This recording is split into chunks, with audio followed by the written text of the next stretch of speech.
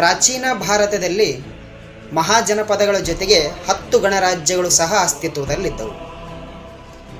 ಬುದ್ಧನ ಜೀವಿತ ಕಾಲದ ಇವುಗಳನ್ನು ಉಪಾಲಿ ಮತ್ತು ಜೈನ ಕೃತಿಗಳಲ್ಲಿ ಉಲ್ಲೇಖಿಸಲಾಗಿದೆ. ಅಂತಹ ಗಣರಾಜ್ಯಗಳು ಯಾವ್ಯಾವು ಎಂದರೆ, ಮೊದಲನೇದು ಕಪಿಲವಸ್ತುವಿನ ಶಾಕ್ಯರು, ಅಲ್ಲಕಪ್ಪದ ಬುಲ್ಲಿಯರು, ಕೇಸಪಟ್ಟದ ಕಳಮಾರುಗಳು, ಸಮಸುಮ ಬೆಟ್ಟಗಳ ಬಗ್ಗರು, ಮಿಥಿಲದ ವಿದೇಹರು, ವೈಶಾಲಿಯ ಲಿಚ್ಛಾವಿಗಳು, ವಸಾಲಿಯಾದ ನಾಯರು, ಪಿಪ್ಪಲಿವನದ ಮೌರ್ಯರು, ಪಾವಾದ ಮಲ್ಲರು ಹಾಗೂ ಕುಶಿನಗರದ ಮಲ್ಲರು. ಇವು ಮಹಾಜನಪದಗಳ ಜೊತೆಗಿರುವಂತಹ 10 ಗಣರಾಜ್ಯಗಳಾಗಿದ್ದವು. ನಿಮಗೆ ಇಷ್ಟ ಇದ್ದರೆ ಲೈಕ್ ಮಾಡಿ, ಶೇರ್ ಮಾಡಿ ಮತ್ತು